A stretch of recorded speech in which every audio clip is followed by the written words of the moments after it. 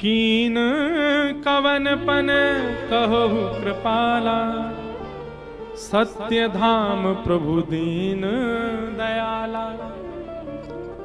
महादेव ने जब अपने मन से त्याग किया सती का, उस समय आकाशवाणी हुई और आकाशवाणी के द्वारा सब कहने लगे, देवता आदि सब कहने लगे, बोले आपका ये सत्य धर्म, ये सत्य व्रत अति प्रिय है। आपकी सत्य निष्ठा की वाहवाही देवता कर रहे हैं। ऐसा कौन सा सत्य व्रत आपने धारण किया, या ऐसी कौन सी क्रिया आपने मन ही मन कर ली जिससे देवता इतने प्रसन्न हो रहे हैं। ये संपूर्ण सती चरित्र जो हम सुन रहे थे, ये सब पूर्व से ही नियोजित था और सती के द्वारा ही नियोजित था।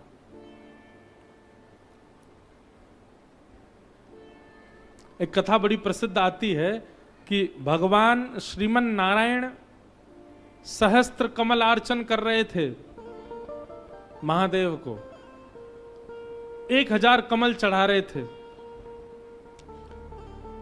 1000 पूरे होने में 2-4 ही बचे थे, तभी महादेव ने एक लीला की, एक कमल उसमें से अंतर ध्यान कर दिया। 999 कमल चढ़े, और जैसे ही 999 कमल चढ़े तो भगवान श्रीमन नारायण इतने व्याकुल हो गए, बोले मेरी अर्चना अधूरी रह जाएगी, 1000 कमल चढ़ाने और ये 999 ही रह गए, अब क्या करें, एक कमल कहां से लाए जाएं, अर्चना तो पूरी करनी है।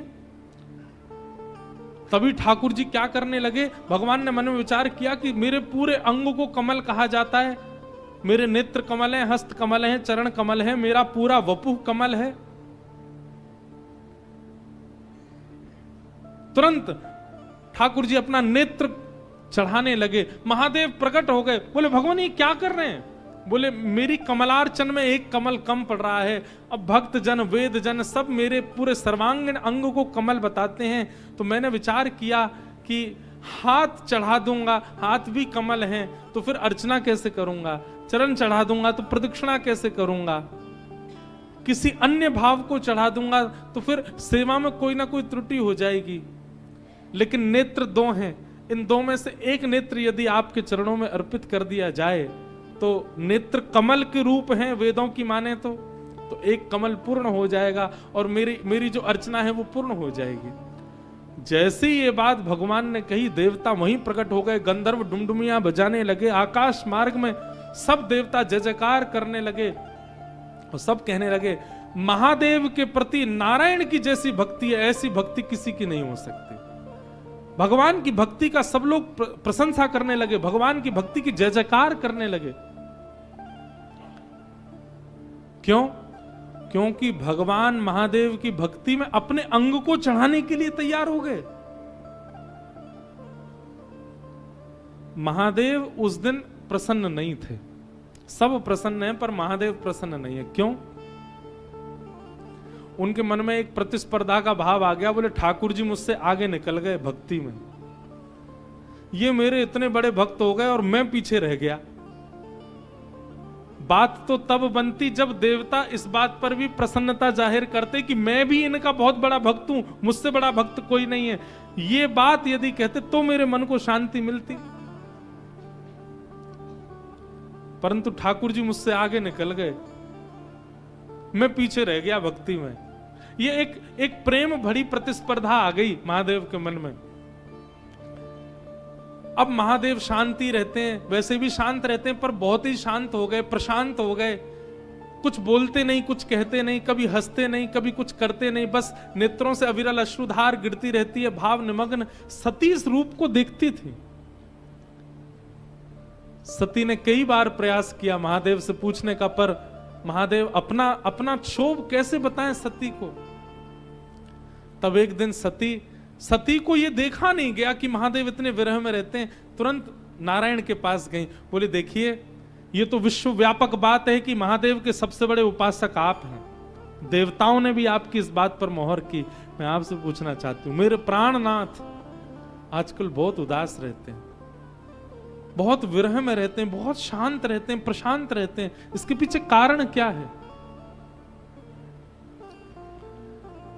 ठाकुर जी बोले और कोई कारण नहीं है, जब से देवताओं ने हमको सबसे बड़ा भक्त बता दिया, क्योंकि हमने अपना अंग ही अर्पित कर दिया उनके चरणों में, तब से महादेव के मन में ये बात आ गई है कि हम ज्यादा बड़े भक्त हो गए और वो छोटे रह गए हमसे। उनको इस बात का कष्ट है कि मैं बड़ा भक्त क्यों बन गया, वो क्यों नहीं बने, और मुझसे श्रेष्ठ भक्त वो बन जाएं, इसकी पीड़ा में वो रहते हैं। अब मैं तो नेत्र अर्पित कर चुका हूं, महादेव मन में विचार करते हैं अंग अर्पित करूंगा तो देखी दिखाई बात मानी जाएगी कि ओहो ब्रह्म नारायण ने किया तो उनकी देखा देखी इन्होंने भी कर दिया। अपनी प्रिय कौन सी वस्तु अर्पित करूं, इसी चिंता में वो रहते हैं।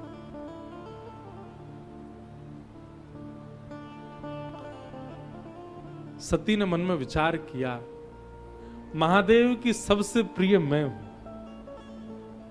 महादेव की सबसे प्रिय मैं हूं, यदि आपकी भक्ति के लिए वो मेरा त्याग कर दें तो कहीं ना कहीं आपसे भी श्रेष्ठ भक्त वो हो जाएंगे और महादेव प्रसन्न हो जाएंगे।